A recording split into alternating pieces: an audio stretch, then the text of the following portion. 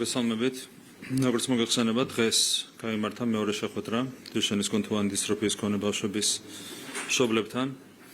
დღევანდელ შეხვედრაზე შევთანხმდით, რომ შეიქმნება სამუშაო ჯგუფი ჯანდაცვის სამინისტროს წარმომადგენლებისა და მშობლების მონაწილეობით, რომელიც აქტიურად იმუშავებს ბავშვების კონკრეტული მედიკამენტების უზრუნველყოფის საკითხს. ანუ ამ შეხვედრაზე შევჯერდით კონკრეტულ მედიკამენტებზე, რომლებსაც დაიწყება უზრუნველყოფის კუთხით მუშაობა. კონკრეტული მედიკამენტების შესყიდვის შესახებ საბოლოო გადაწყვეტილება მიიღება სხვადასხვა ფაქტორის, მათ შორის ფარმაცევტული კომპანიების მიერ შემოთავაზებული პირობების გათვალისწინებით.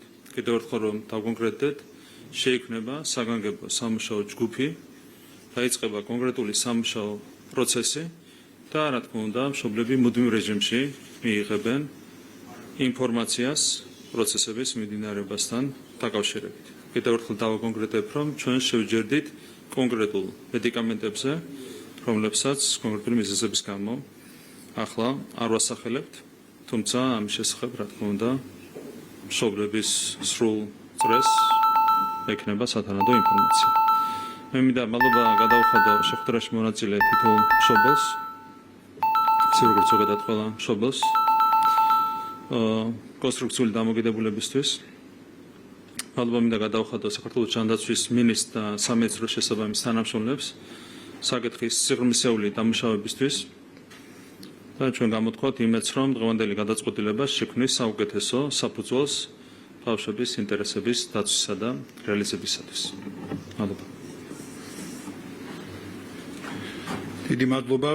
უპირველესად მინდა მეც შევუერთდე გამოთქმულ მადლობას მშობლების კონსტრუქციულ დამოკიდებულებასთან დაკავშირებით. ეს მართლაც ძალიან მნიშვნელოვანი იყო გადაწყვეტილებების მისაღებად საზოგადოდ და აუცილებელი ფორმატია თანამშრომლობისა. მინდა პირადად ბატონ პრემიერ-მინისტრს გადავხადო მადლობა პირადი ჩართულობისთვის. საკმაოდ დიდი ხანია რაც გვაქვს ამ თემებთან დაკავშირებით კონსულტაციები და ვფიქრობ, რომ ეს ძალიან მნიშვნელოვანი იყო დღევანდელ დღემდე, რომ პროცესი მოსულიყო. გაგრძელება სამუშაო ჯგუფის ფორმატში ეს კრიტიკულად მნიშვნელოვანი და აუცილებელია იმისთვის, რომ არა მხოლოდ მედიკამენტების მიმართულებით, არამედ ყველა სხვა მიმართულებით არსებობდეს ბავშვების და პაციენტების საუკეთესო ინტერესის მაქსიმალურად დაკმაყოფილებისა და დაცვის შესაძლებლობა. ყველა სიახლის შესახებ და მიმდინარეობის შესახებ უპირველესად ინფორმირებული იქნებიან მშობლები, პაციენტები და ბუნებრივია, რომ საზოგადოებასაც მიმდინარეობის შესახებ ყველაფერთან დაკავშირებით ექნება სრული ინფორმაცია. დიდი მადლობა ყურადღებისთვის.